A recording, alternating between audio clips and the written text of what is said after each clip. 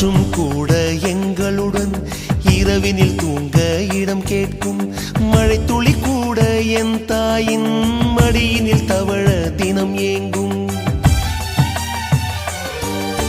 நத்தை கூட்டின் நீர் போதும் எங்களின் தாகம் தீர்த்து கொள்வோம். கத்தும் கடலும் கை கட்ட கவிதைகள் போலே வாழ்ந்து வந்தோம்.